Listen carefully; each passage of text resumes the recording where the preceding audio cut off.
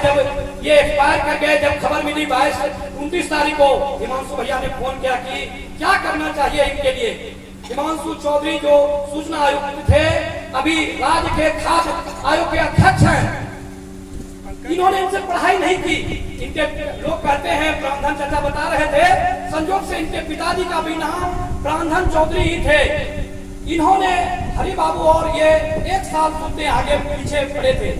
लेकिन मैं कहना चाहूंगा, ये अपने मुंह से नहीं बताएंगे। कुछ दिन पहले हिमांशु चौधरी जी अपने घर मोतिया में बना रहे थे, वो गए, इनका नींव का भी इनके मन में वो भावना आई, उनका देखे इन्होंने। मोतिया में तो इनको हम कम देखे हैं, बाहर में रहते होंगे, लेकिन जब ये आए और जो जानते होंगे, पहले नीम का पत्थर हरि प्रसाद झा जी ने इनके घर का भी रखा, और जब इनका घर बन गया, इनके मन में आया कि हरि चाचा ही अंतिम दिन भी, जिस दिन गृह प्रवेश हो रहा है वो आए।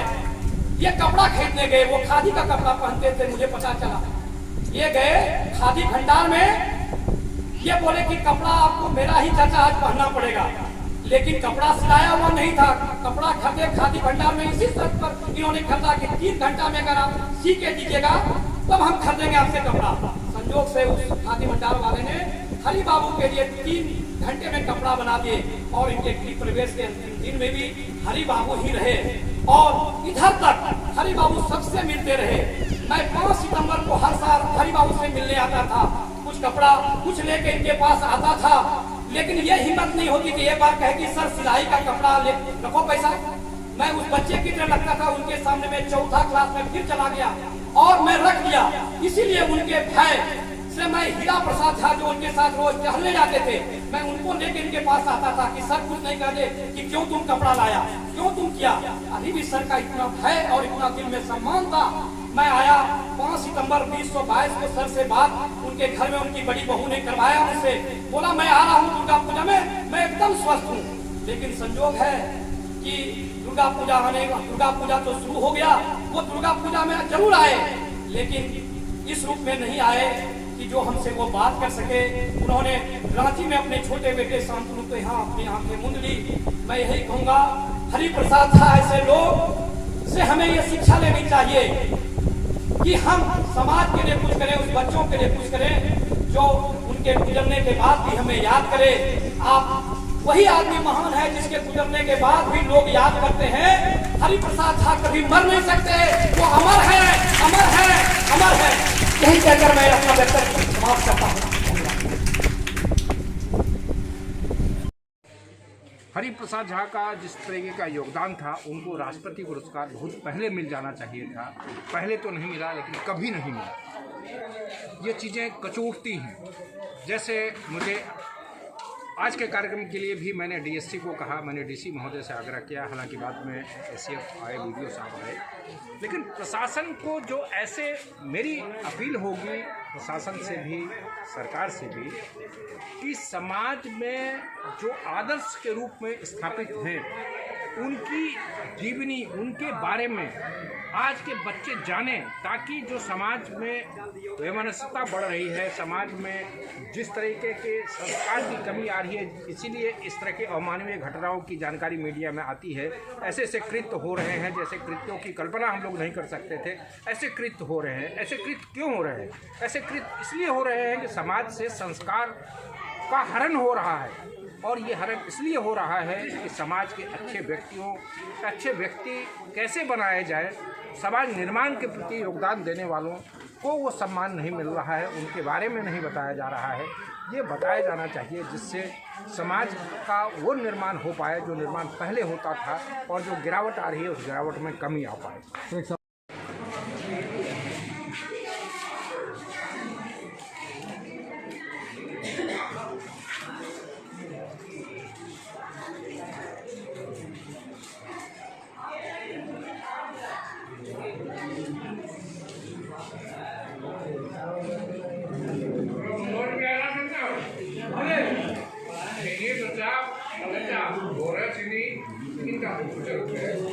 पहले कुछ का कार्यक्रम करके सुन लो, नाश्ता करके बढ़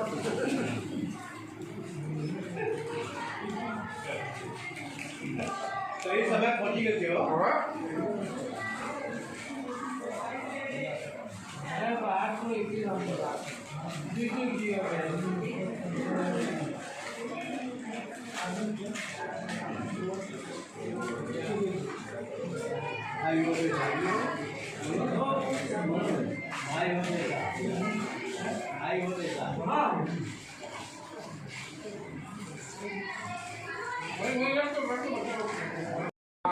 ये प्राण चाचा को दिया जा रहा है शिक्षा और समाज के प्रति इनके समर्पण भाव के लिए इनको ताकि हरि चाचा इनके दिल में जगह बनाए रखें, जो जगह है वो इनको दिखता भी रहे।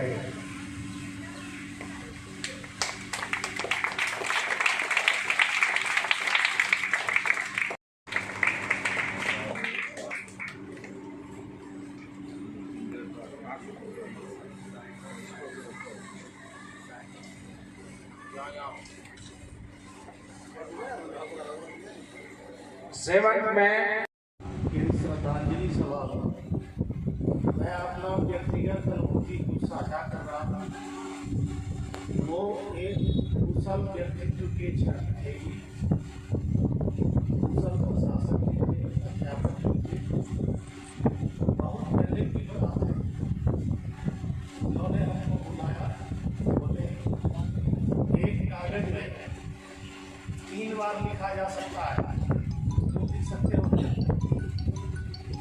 मैंने कहा नहीं, ऐसा तो नहीं होगा। बोले एकदम होगा। लिखो, एक सफेद कागज, एक पेंसिल और एक रबर खाकर लिख लिए। बोले इसमें राम राम लिखो। मैंने लिख दिया। बोले पेंसिल से मिला दिया। बोले फिर दोबारा लिखो, फिर वही राम राम लिखो, फिर लिखो। बोला 2 बार हुआ, अब पेंसिल से फिर निकाला, तीसरी बार पेन से लिखो। एक सादा पेपर पर 3 बार भी लिख सकते।